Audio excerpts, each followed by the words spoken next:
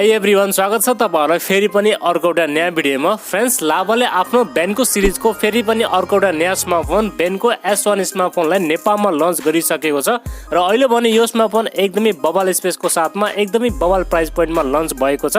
यदि यो स्मार्टफोनको प्राइसिङको बारेमा कुराउनु पर्दा यसको 6+128GB भने हाम्रो नेपालमा 16000 को प्राइस पोइन्टमा लन्च भइसकेको छ र खास यो स्मार्टफोनको फिचर के राम्रो छ भने यो स्मार्टफोनमा तपाईहरुलाई 48 मेगापिक्सल को राम्रो क्यामेरा सेटअप पाउनुहुनेछ। साथमा टाइप सी चार्जिङ पोर्टको साथमा 18 वाट को फास्ट चार्जर पनि तपाईहरुले यो स्मार्टफोनसँग पाउनुहुनेछ।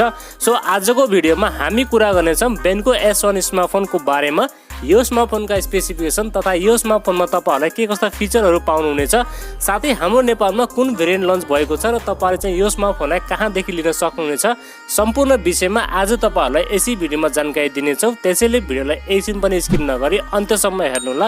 र अब भने तपाईहरुको टाइम वेस्ट नगरी सुरु गरौँ आजको भिडियो। फ्रेन्ड्स, सबैभन्दा पहिला हामी यो स्मार्टफोनको डिजाइन र डिस्प्लेको बारेमा कुरा गर्नेछौं। डिजाइनको बारेमा कुराउनु पर्दा यो स्मार्टफोन भने बक्सी डिजाइनको साथमा लन्च भएको छ। यसको पछाडिपट्टि टप लेफ्ट साइडमा ट्रिपल रियर क्यामेराको सेटअप, साथमा एउटा एलइडी फ्ल्यास र तलपट्टि भने यसमा तपाईहरुलाई बेन्कोको ब्रान्डिङ पाउनुहुनेछ र अगाडिपट्टि भने यसमा तपाईहरुलाई सेन्ट्रल पन्चल कलरको साथमा डिस्प्ले पाउनुहुनेछ। र डिस्प्ले प्रोटेक्सनको बारेमा कुराउनु पर्दा यसमा भने तपाईहरुलाई सायद पान्डा ग्लासको प्रोटेक्सन पाउनुहुनेछ। र कलर्सहरुको बारेमा कुराउनु पर्दा दुईवटा कलरमा भने यो स्मार्टफोन लन्च भएको छ, एउटा ग्रीन र ब्ल्याक कलरमा लन्च भएको छ। अब भने हामी कुरा गरौँ यो स्मार्टफोनको डिस्प्ले साइजको बारेमा।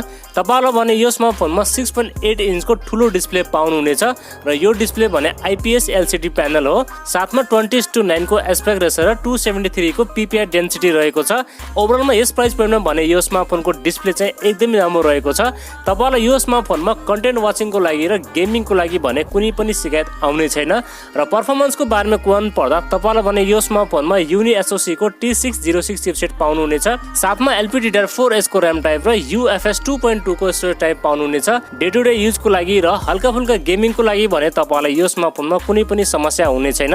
र सफ्टवेयर भने तपाईहरुलाई यो स्मार्टफोनमा out of the box Android 13 पाउनुहुनेछ र सफ्टवेयर एक्सपिरियन्स भने तपाईहरुलाई यो स्मार्टफोनमा एकदमै राम्रो पाउनुहुनेछ। अनि क्यामेरा भने तपाईहरुलाई यो स्मार्टफोनमा 48 मेगापिक्सलको प्राइमेरी सेन्सर, बाँकी 2+2 को डेप्थ र माइक्रो सेन्सर पाउनुहुनेछ। र सेल्फी क्यामेरा भने तपाईहरुलाई यसमा 16 मेगापिक्सलको सेल्फी क्यामेरा सेन्सर पाउनुहुनेछ। भिडियो रेकर्डिङको बारेमा कुराउनु पर्दा तपाईहरुले भने यिनी क्यामेराहरुबाट 1080 को 30 fps सम्म चाहिँ भिडियो सुट गर्न सक्नुहुनेछ। ओभरअलमा क्यामेराको बारेमा भन्नु पर्दा यस प्राइस पोइन्टमा भने तपाईहरुले यो स्मार्टफोनमा क्यामेरा सेटअप पनि एकदमै राम्रो पाउनुहुनेछ। र ब्याट्री भने तपाईहरुले यो स्मार्टफोनमा 5000 mAh को ब्याट्री पाउनुहुनेछ, जसलाई चार्ज गर्नको लागि 18 वाट को फास्ट चार्जर भने तपाईहरुले बक्समा पाउनुहुनेछ। र साथमा यसमा तपाईहरुलाई टाइप सी चार्जिङ पोर्ट पनि पाउनुहुनेछ।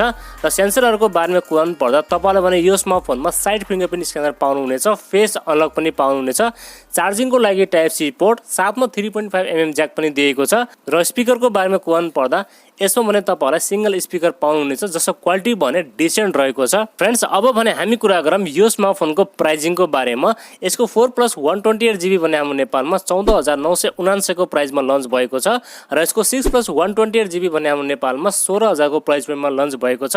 आई थिंक यस प्राइस पोइन्टमा हेर्ने भने यो स्मार्टफोन एकदमै राम्रो रहेको छ।